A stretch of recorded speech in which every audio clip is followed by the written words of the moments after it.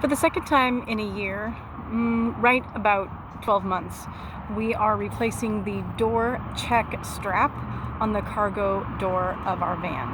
And I don't want anyone else to make the mistake I made when we bought this last year, because the metal broke on the door strap that was there. We went to AutoZone and made a purchase, and these cost $73 to replace. I checked around and there really wasn't anything cheaper. So we bought it there last year, but we didn't put it in their system.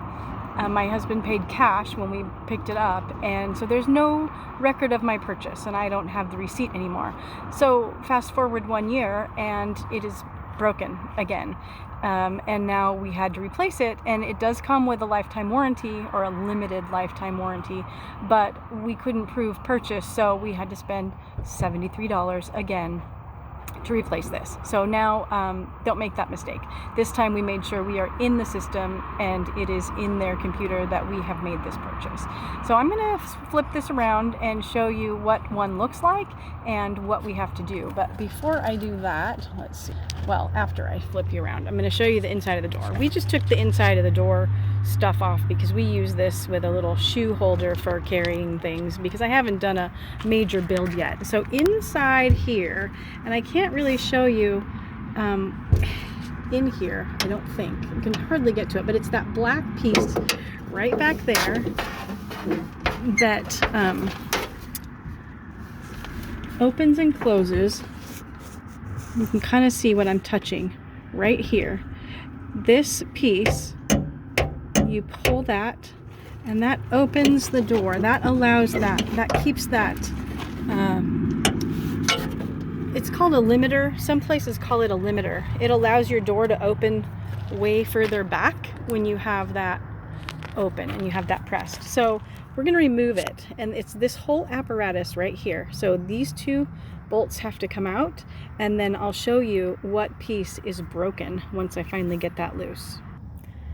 Crazy enough, I'm having to use an adjustable wrench to undo these because I do not have the right size socket, and I don't know what we used last year.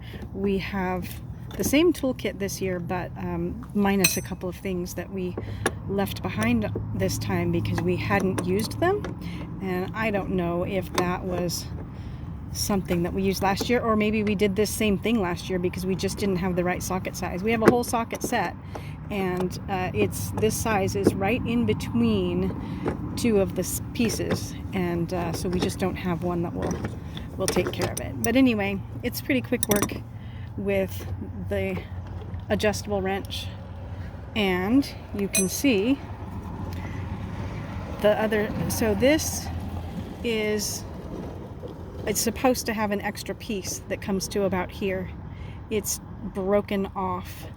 I will show you the new one that comes out of the box, and we can compare that hook.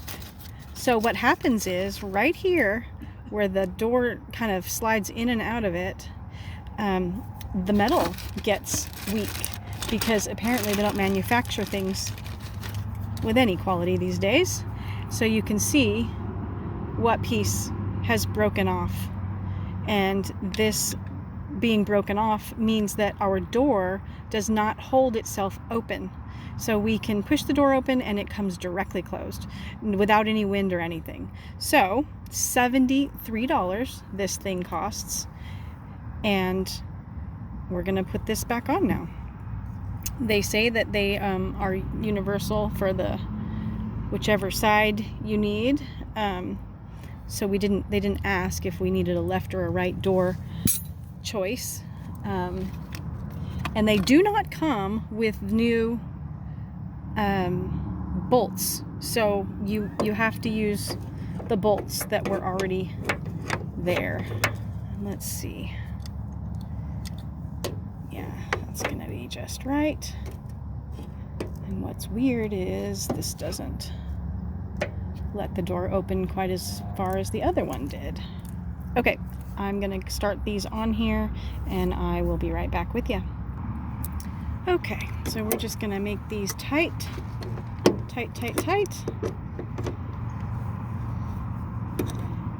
And one thing that I've learned this past year with having this is it squeaks. It makes your door a little bit noisy, and so we've had to put WD-40 in there so that when the metal slides across the other metal, when it's actually limiting your door, it doesn't get squeaky and make a loud door noise. You don't want a loud door open and closing noise. Okay, so I think we are there. Tight, tight, tight, tight. Good. Okay, and now we see if it works. You hear that click? That is, it's now engaging, and here it goes into place. Oh, and not loud at all. Nice. No noise. So the door now will hold itself open. I can close it.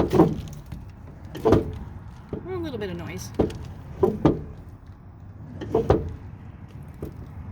And it will stay.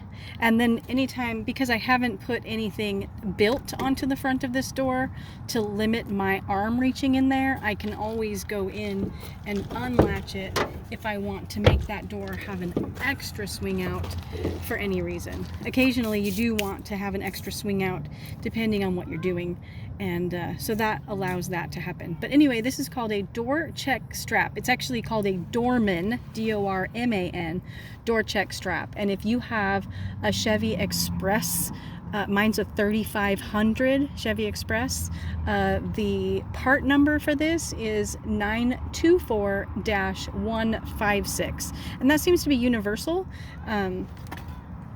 between all the places that carry, among all the places that carry these parts. It seems to be kind of a universal part number. So Dorman door check strap.